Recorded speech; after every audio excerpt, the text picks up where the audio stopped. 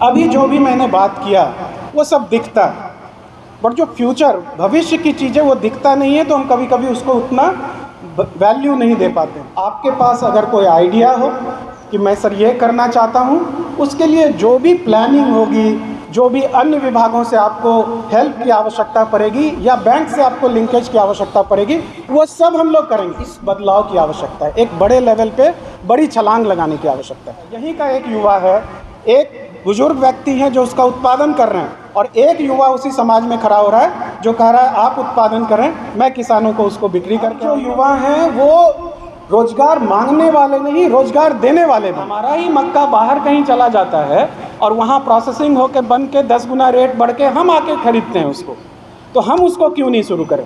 मैं जिला प्रशासन की तरफ से आप सभी युवाओं का आह्वान करना चाहता हूँ, आप आगे आएँ और इस तरह की प्रोसेसिंग की चीज़ों में आप आएँ। आपको जितने भी पैसे की उसको प्लांट लगाने की आवश्यकता होगी, हम लोग बिल्कुल आपको दावे के साथ कहते हैं हम लोग सहयोग करेंगे। आप दावा इसके कीजिए, आइडिया लेके आइए, हम लोग सहयोग करेंगे। ये आप सभी वयोवृद्ध लोग जितने बैठे हुए उनको लगता होगा, जैसा अभी हमने एक किसान को सुना था, उन्होंने कहा कि मजबूरी में हम जो है खेती किसानी में आए। खेती किसानी मजबूरी नहीं हो सकती, ये तो जान लें, क्योंकि एक दिन भी बिना खाए पिए आप नहीं रह सकते। अन्नदाता की चीज़ कभी मजबूरी नहीं हो सकती।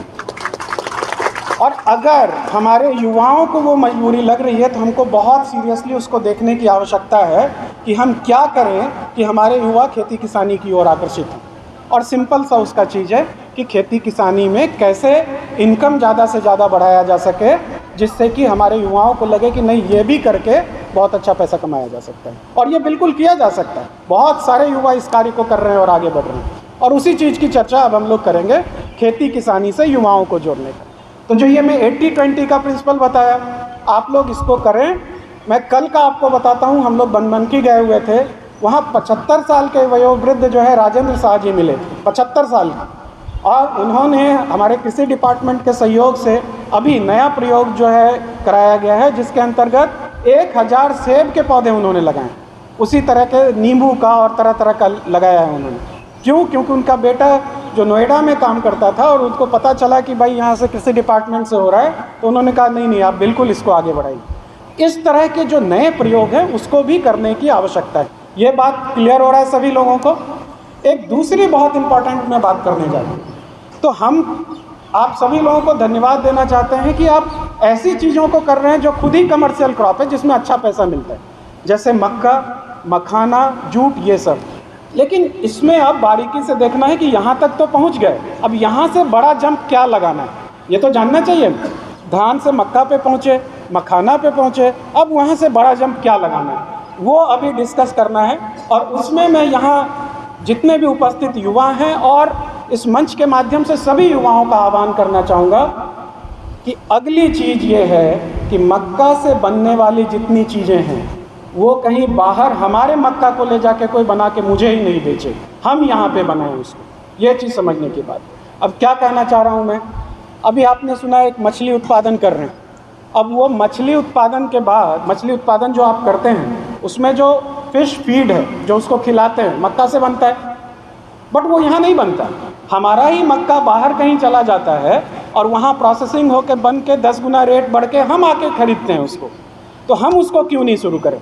मैं जिला प्रशासन की तरफ से आप सभी युवाओं का आह्वान करना चाहता हूँ, आप आगे आएँ और इस तरह की प्रोसेसिंग की चीज़ों में आप आएँ। आपको जितने भी पैसे की उसको प्लांट लगाने की आवश्यकता होगी, हम लोग बिल्कुल आपको दावे के साथ कहते हैं हम लोग सहयोग करेंगे। आप दावा इसके कीजिए, आइडिया लेके आइए, हम लोग सहयोग करेंगे। और इस मंच से ये भी कहना चाहता हूँ कि ये सिर्फ एक आश्वासन नहीं है, बहुत सारे युवाओं ने शुरू कर दिया। हम लोगों ने एक मिशन 100 शुरू किया है कि कम से कम 100 युवाओं को एग्रीप्रेन्योर्स बनाएंगे, जो एग्रीकल्चर में उत्पादन हो रहा है उसकी प्रोसेसिंग करके वो अच्छी चीज़ें का उत्पाद बनाएं। और ये एक बड़ा अभियान हम लोगों ने शुरू किया है। मैं ये चाहता हूँ कि यहाँ जो युवा सुन रहे हैं या मीडिया के माध्यम से जो युवा इस बात को कल पढ़ेंगे वो छूट ना जाए। आपको ऐसा ना लगे कि मंच से बोला भी गया, डीएम साहब आए थे बोले थे, हम अगर सीरियसली ले लेते तो कर लेते। इसलिए आपको बिल्कुल इसको जो है सोचना चाहिए और करना चाहिए कि कैसे हम प्रोसेसिंग करें। आप लोग बहुत सारे लोग कॉर्नफ्लेक्स जानते हैं, कॉर्नफ्लेक्स मक्का से बनता है, दूध में मिला के खाते हैं। मक्का से ही बनता है। और जब हम लोग नाश्ता करते हैं सुबह में, हम लोग को लगता है हमारा वाला मक्का कोई ले गया है कहीं पे दूसरे राज्य में, वहाँ जाके बना के हम ही को 10 गुने 15 गुने ज़्यादा रेट पे बेच रहे हैं। अब इस बदलाव की आवश्यकता है, एक बड़े लेवल पे बड़ी छलांग लगाने की आवश्यकता है। एक तीसरी चीज़ जो और कहना चाहूँगा वो ये कहना चाहूँगा कि कृषि के साथ साथ उसके अन्य अवयव जो हैं उसके साथ भी जुड़ने की आवश्यकता है, क्योंकि खेती किसानी बहुत कुछ प्रकृति पर डिपेंडेंट है। आपने धान लगा दिया, अचानक सूखा पड़ गया तो आपको पता चला पूरा का पूरा मेहनत जो है चला गया और उस साल फिर परेशानी हो गई।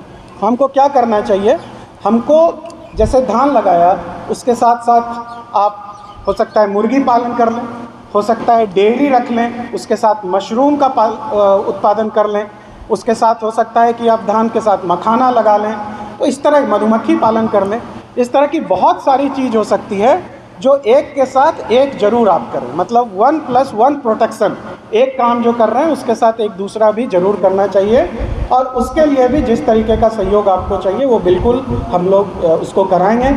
यहाँ पे GMDIC हैं, DDC मैडम हैं, आप लोग आके वहाँ भी मिल सकते हैं या अपने अनुमंडल पदाधिकारी से मिल सकते हैं, उसमें हम लोग बिल्कुल आपकी मदद कराएंगे। तो ये खेती किसानी और युवाओं से रिलेटेड था। अभी आपने देखा कि एक युवा जो यहाँ आए हुए थे उन्होंने कहा कि सर हम लोग को अगर आइडिया दिया जाएगा तो हम लोग जो सुरेंद्र जी उत्पादन कर रहे हैं अपना वर्मी कंपोस्ट, उसको बेच के हम उसको बेच सकते हैं। अभी आपने बताया कितना अच्छा है, यहीं का एक युवा है, एक बुजुर्ग व्यक्ति हैं जो उसका उत्पादन कर रहे हैं और एक युवा उसी समाज में खड़ा हो रहा है जो कह रहा है आप उत्पादन करें, मैं किसानों को उसको बिक्री करके आऊँगा। तो दोनों का विन विन सिचुएशन है। यही सहभागिता चाहिए समाज में, तभी हम लोग आगे बढ़ पाएंगे और बड़ी छलांग लगा पाएंगे। ये बहुत ज़रूरी है। अब आता हूँ एक और चीज़ पे। इसके साथ ही जो बड़े बुजुर्ग हैं और हम लोग की उम्र के भी हैं वो इस बात को रियलाइज़ करेंगे कि नौकरी तो इतनी सारी बहुत सारी चीज़ रही हैं। आप देख रहे हैं जैसा बताया गया कि 1,22,000 से ज़्यादा शिक्षकों का मात्र 1 महीने में एग्ज़ाम लिया गया और रिज़ल्ट दे के ज्वाइनिंग भी हो रही है। कल 10 बजे रात में हम लोगों ने फर्स्ट ज्वाइनिंग की, 10 बजे रात तक चला, वहीं पे गाड़ी लगी हुई थी, बिठाया और ट्रेनिंग के लिए रात में ही भेज दिया। इतना फास्ट प्रोसेस चल रहा है, तो नौकरियां भी बहुत तेज़ी से लग रही। बट उसके साथ साथ हम लोग ये चाहते हैं, और राज्य सरकार का लगातार ये स्कीम्स चल रही हैं, मुख्यमंत्री उद्यमी योजना जैसे आपको पता होगा, जिसके अंतर्गत ये है कि अब जो युवा हैं वो रोज़गार मांगने वाले नहीं, रोज़गार देने वाले बने। और रोज़गार देने वाले आप कैसे बन सकते हैं, आपको मुख्यमंत्री उद्यमी योजना के अंतर्गत 10 लाख का जो है लोन मिलता है, जिसमें 5 लाख रुपए तो कंप्लीट सब्सिडी, 10 लाख का लोन नहीं 10 लाख मिलता है, जिसमें 5 लाख रुपया जो है कंप्लीट सब्सिडी और 5 लाख रुपया जो है आपको आसान किस्तों पे देना पड़ता है। और बहुत सारे युवाओं ने, अभी पिछले दिनों हम कस्बा में देखने गए, बिल्कुल एकदम यंग लड़का जो बाहर काम किया करता था, अभी अपनी आइसक्रीम फैक्ट्री बनाया हुआ है और बहुत अच्छा उत्पादन कर रहा है, और अभी उसने 2-3 महीने में लगभग 1 लाख रुपये बचाया। तो इस तरह के युवाओं की आवश्यकता है। आपके पास अगर कोई आइडिया हो कि मैं सर ये करना चाहता हूँ, उसके लिए जो भी प्लानिंग होगी, जो भी अन्य विभागों से आपको हेल्प की आवश्यकता पड़ेगी या बैंक से आपको लिंकेज की आवश्यकता पड़ेगी, वो सब हम लोग करेंगे।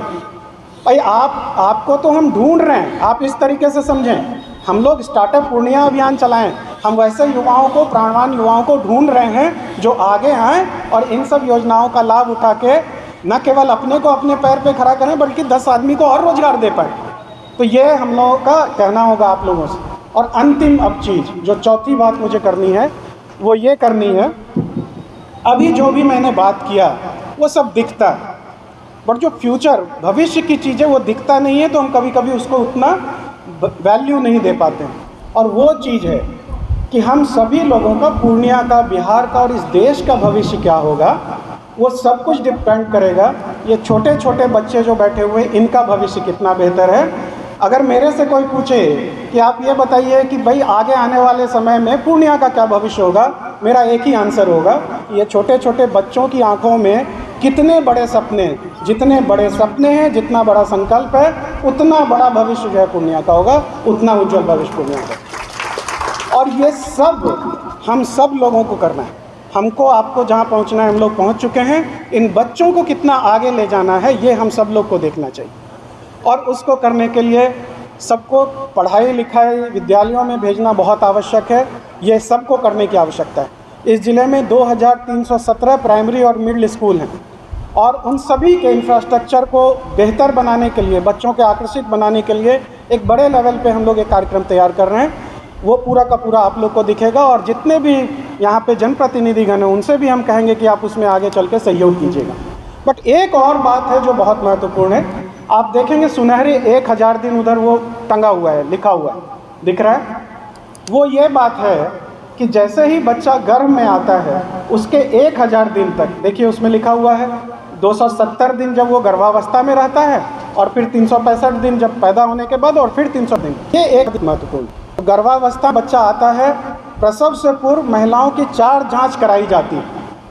वो 4 जांच ये सबको मिल गया है, जिससे आप लोग पंखा चल रहे हैं, सब हवा कर रहे हैं ना, इससे हवा करके फेंक मत दीजिएगा।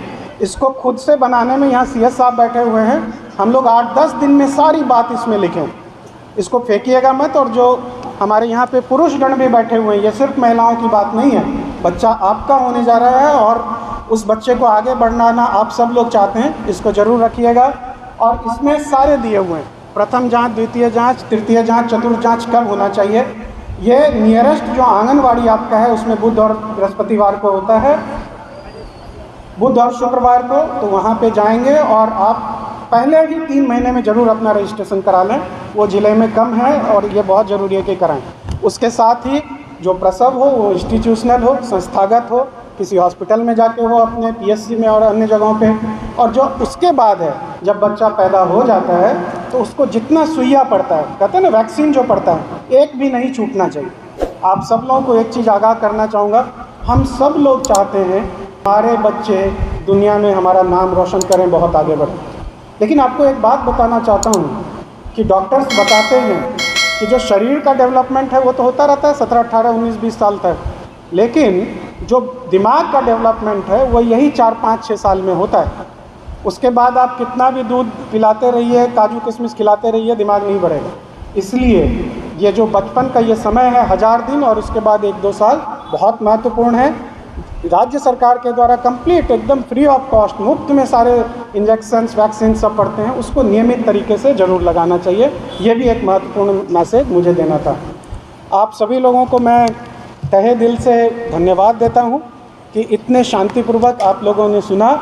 और मैं पुनः कहना चाहता हूँ कि सुख की जो सेना मेरे सामने बैठी है वो खुशी और सुख की बयार ऐसे ही बहाते रहे। आप सभी लोगों के उज्जवल भविष्य की कामना करता हूँ। बहुत बहुत धन्यवाद।